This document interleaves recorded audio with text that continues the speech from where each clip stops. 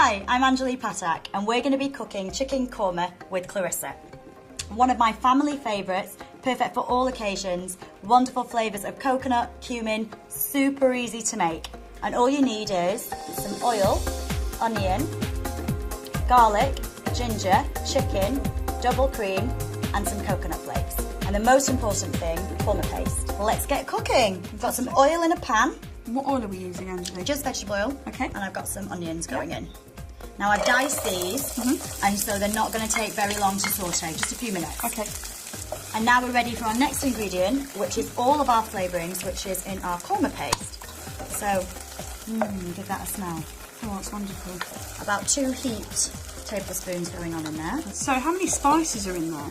There's about 10 different spices in there. A little bit of water, just to prevent them from burning. Okay. And those recipes for our paste have been in our family for about 40 years. So now we've given it a few minutes. You can see that oil reaching the surface. That's all the essential aromas, flavours coming to the surface. Perfect.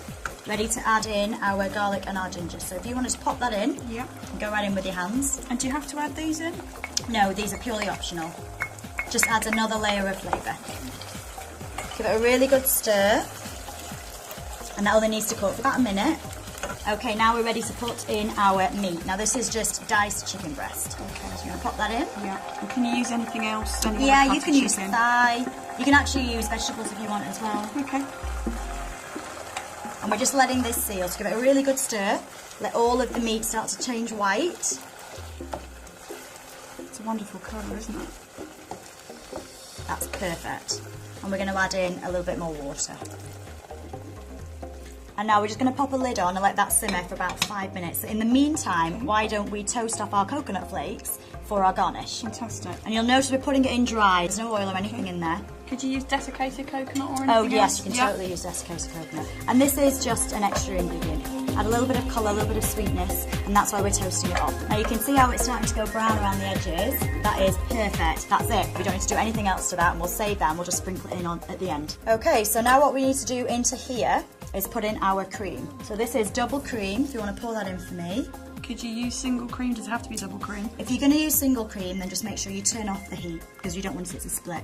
And that's the same if you're going to also make a low-fat version and maybe use yoghurt. But a really good stir. Yeah. And we're going to leave that to simmer for about 4 minutes uncovered. Okay. Now let's give it a little bit of a taste.